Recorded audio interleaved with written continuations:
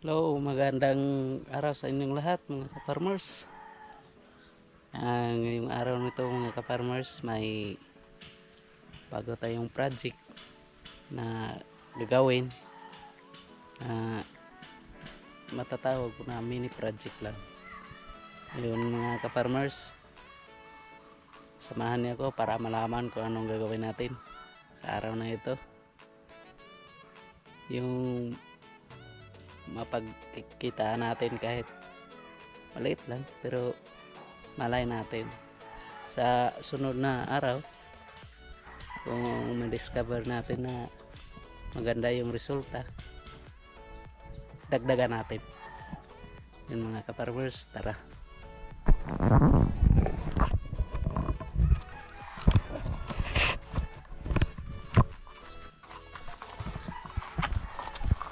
Ito mga ka-farmers, dito pala yung lagayan natin ng kambing dito. Yan, dito sa loob ilagay natin. Yung umaga pinalabas natin yung kambing nandun sa pagkainan doon sa labas.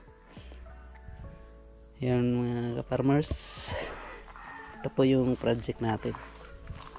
Yan, yung sa gilid lang ng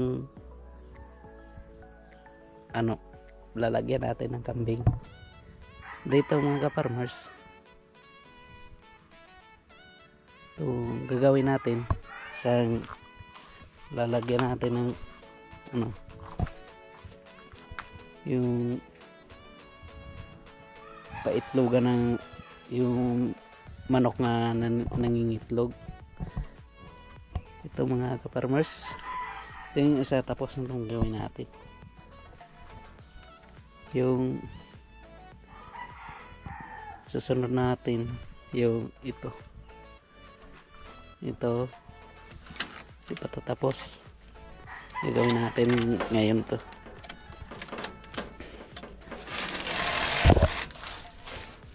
Yan, sahig pang natapos, ito tapos na.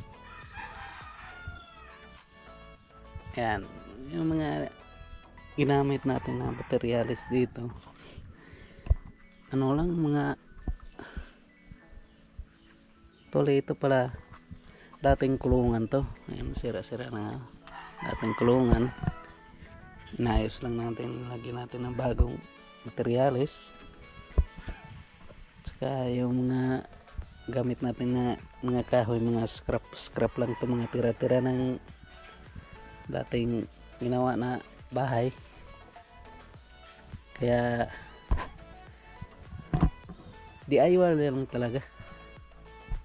Yan yung nagastos natin dito, pati yung ito yung bubong 160 to na panid, tatlong panid, 160 ang isa. Yan mga ka-farmers, yan ngiro para hindi sila maulanan, kasi pag wala tong ngiro, ito lang maliit lang kasi yung ng sa kambingan, kaya maulanan lang yung mga manok natin.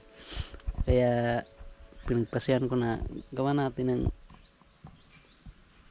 lagyan natin ng bubong. Kaya samahan niyo ako mga ka-farmers sa ating munting project na I hope na mag-successful to. Dito pala, ito yung dito nalalagay yung itlog, nalalaglag dito. Ito yung sa lagayan niya, dito. Ito yung lalagyan natin ng para patuka kanila, yung kawayan lang yun. Lalagyan natin ng pakainan, yung lalagyan ng feeds. Papakita ko sa inyo mga ka-farmers mamaya pag natapos to, yung paglipat natin ng ating alagang manok na ilalagay natin dito. Yun muna ka-farmers, samahan yung magawa dito. Yan, samahan niyo ako, tara.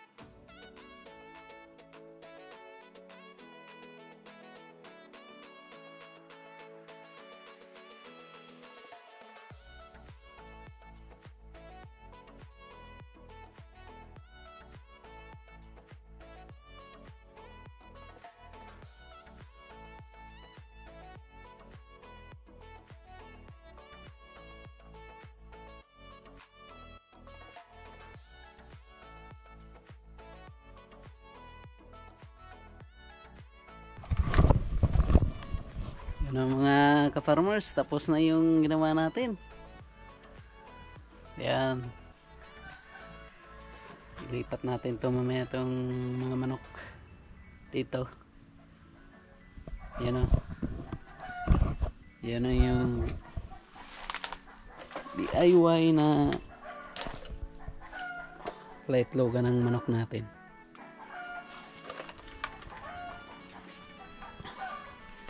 Yan, ito lagayan ng patuka. Yan, sa kabila ginawa natin, tapos na.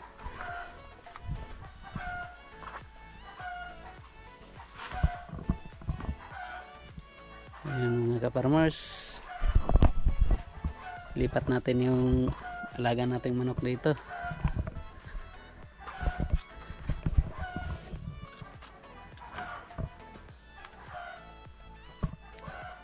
Samahan niya ako magkuha.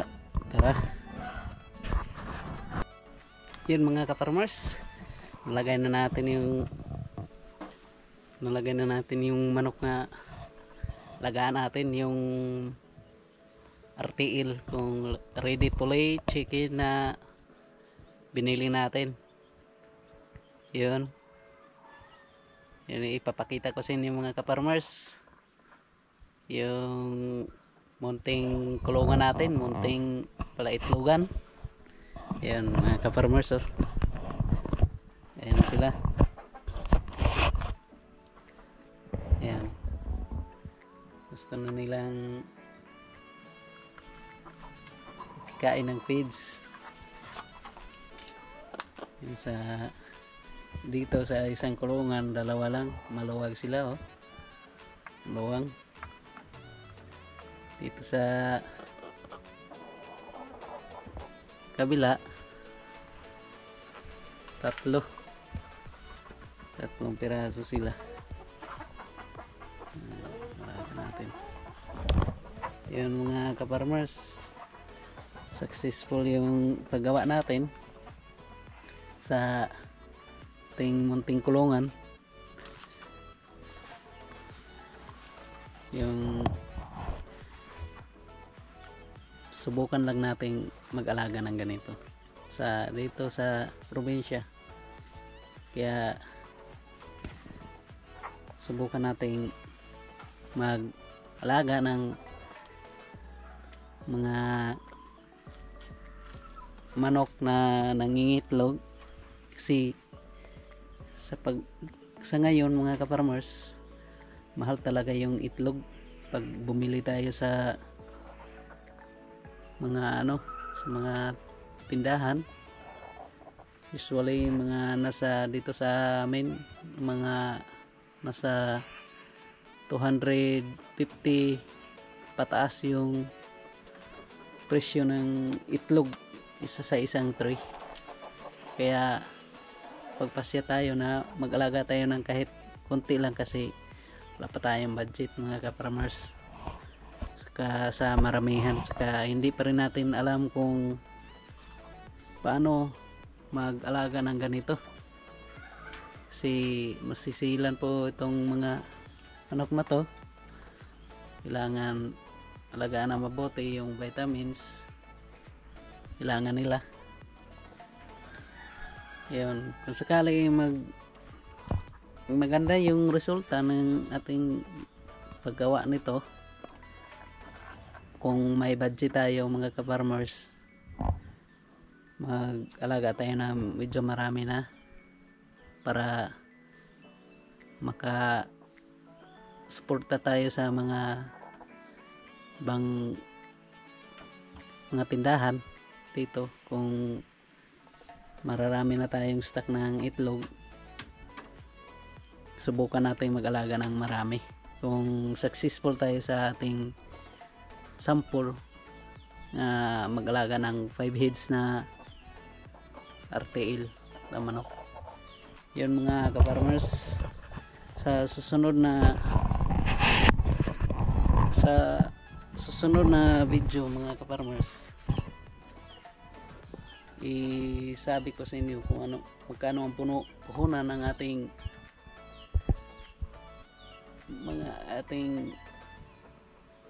5 piraso na RTL na manok. Yan, samahan niyo ako. Yan muna mga kaparmers ngayong araw na to sa ating munting vlog. Salamat sa panonood, and please don't forget to like and subscribe to my munting channel sa pagsuporta sa mga farmers na tulad ko na maliliit, saka sa ating mga farmers na malalaki. Yan muna ngayon. Salamat sa panonood. Thank you and God bless.